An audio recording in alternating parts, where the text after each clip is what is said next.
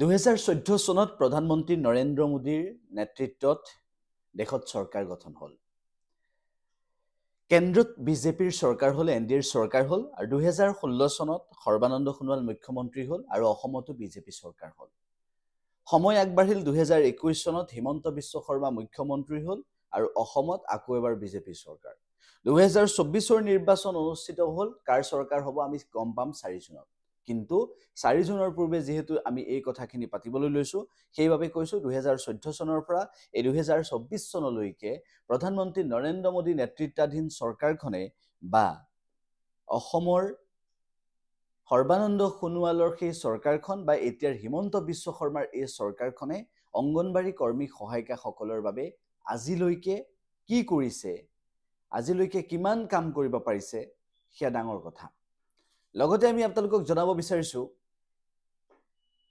যে অংগনবাড়ী কৰ্মী সহায়িকাসকলৰ যি দীৰ্ঘদিনীয়া দাবী আছিল, তেওঁলোকৰ প্ৰাপ্যৰ যিখিনি দাবী আছিল, তেওঁলোকৰ ন্যায্যৰ যিখিনি দাবী আছিল, সেইখিনি দাবী পূৰণ কৰিবলৈ যিমান গুৰুত্ব প্ৰদান কৰিব লাগিছিল, সিমান গুৰুত্ব প্ৰদান কৰা নাই বৰ্তমানৰ চৰকাৰখনে। মুখ্যমন্ত্ৰীগৰাকীয়ে বক্তব্য ৰাখে, মাজে মাজে সাংবাদিকে প্ৰশ্ন সুধিলে, আৰু তেতিয়া মুখ্যমন্ত্ৰীগৰাকীৰ সেই প্ৰশ্নৰ উত্তৰ বা মুখ্যমন্ত্ৰীগৰাকীৰ সেই বক্তব্য কিমান ভাল পাইছে অংগনবাড়ী কৰ্মী সহায়িকাই তেওঁলোকে ইতিমধ্যে দি দিছে। কেইদিনমান পূৰ্বে মুখ্যমন্ত্ৰীগৰাকীয়ে কৈছিল যে আলোচনা কৰক, প্ৰতিবাদ কিয় কৰিছে, এনেকুৱা ধৰণৰ বিষয়বোৰ উত্থাপন কৰিছিল। তেতিয়া অংগনবাড়ী কৰ্মী সহায়িকাসকলে সেই সন্দৰ্ভতো কৈছে যে আমাক আলোচনালৈ মাতক, তেতিয়া আমি প্ৰতিবাদ নকৰোঁ। এই সন্দৰ্ভত বক্তব্য তেওঁলোকে ৰাখিছে। এতিয়া বিশেষ বিষয়টো হৈছে, আটাইতকৈ গুৰুত্বপূৰ্ণ বিষয়টো হৈছে যে সেই অংগনবাড়ী কৰ্মী সহায়িকাসকলৰ বাবে নৰেন্দ্ৰ মোদী নেতৃত্বাধীন চৰকাৰখনে, সৰ্বানন্দ সোণোৱালৰ অসমৰ চৰকাৰে বা হিমন্ত বিশ্ব শৰ্মাৰ এতিয়াৰ চৰকাৰখনে কিমান দূৰ কাম কৰিব পাৰিলে, সেয়া আমি সকলোৱে দেখিছোঁ, সেয়া আমি সকলোৱে গম পাইছোঁ।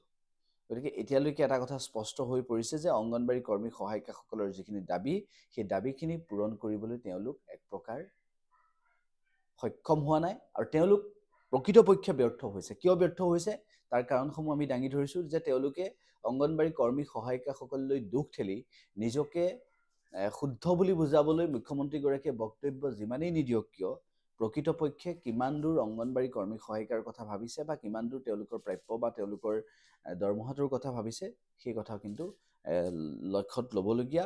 আৰু সেই কথাটো সেইবাবেই আমি কৈছোঁ যে অংগনবাড়ী কৰ্মী সহায়িকাসকলৰ ভৱিষ্যতৰ কথা চিন্তা কৰি, তেওঁলোকৰ পৰিয়ালৰ কথা চিন্তা কৰি, তেওঁলোকৰ সন্তানৰ কথা চিন্তা কৰি, তেওঁলোকৰ যি প্ৰাপ্যৰ কথা চিন্তা কৰি, তেওঁলোকৰ নিজৰ কথাখিনিৰ কথা ভাবিবলৈ সুবিধা দিয়াকৈ, তেওঁলোকে শিশুৰ কথা চিন্তা কৰিবলৈ সুবিধা দিয়াকৈ তেওঁলোকৰ দাবীখিনি পূৰণ যে কৰিব লাগে, সেই কথাটো এতিয়ালৈকে চৰকাৰখনে নভাবতেই প্ৰমাণ কৰিছে যে প্ৰকৃতপক্ষে এই চৰকাৰখনে অংগনবাড়ী কৰ্মী সহায়িকাৰ পক্ষত তেওঁলোক নাই।